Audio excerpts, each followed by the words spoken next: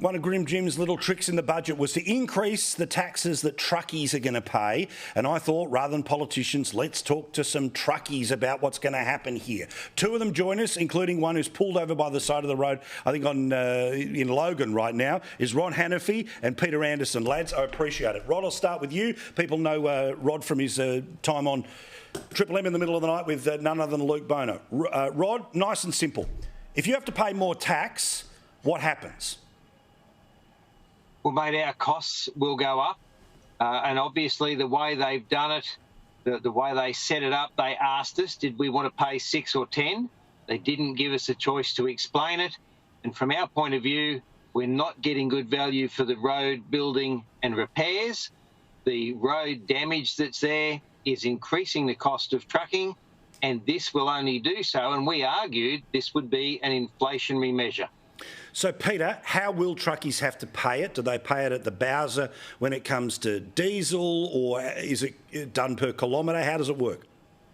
G'day, Paul. Well, the road user charge is based on the amount of litres you purchase over a period of time, and it's paid through the BAS system. Keeping in mind, there's also a fuel tax rebate system as well.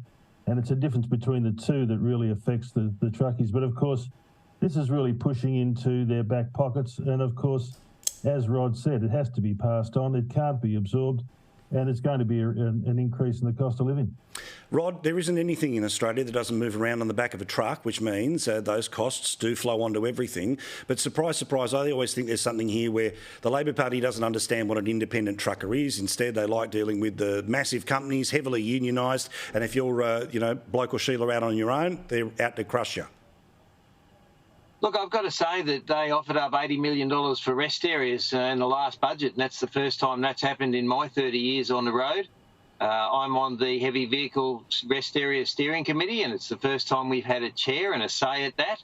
So everything's good and bad, but the biggest issue at the moment, mate, is our roads. Now, I live in this truck 5 or 6 nights a week, sometimes more, and those roads affect my ability to stay safe.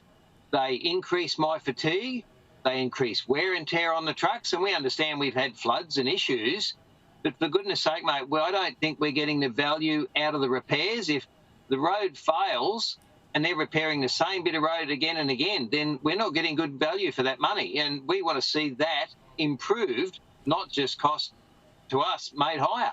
Yeah, exactly. Rod, Peter, thank you, mate. We'll get you back. We'll talk longer next time. But I wanted people to understand what it is. And again, when you talk about the roads, particularly in regional Australia, think about it like the arteries that help service the heart, service the body. Well, if they're clogged and crappy, guess what ends up happening to the human body? Well, that's what's happening when it comes to country roads right now. But all of it is going to be passed on to you. Mark my words.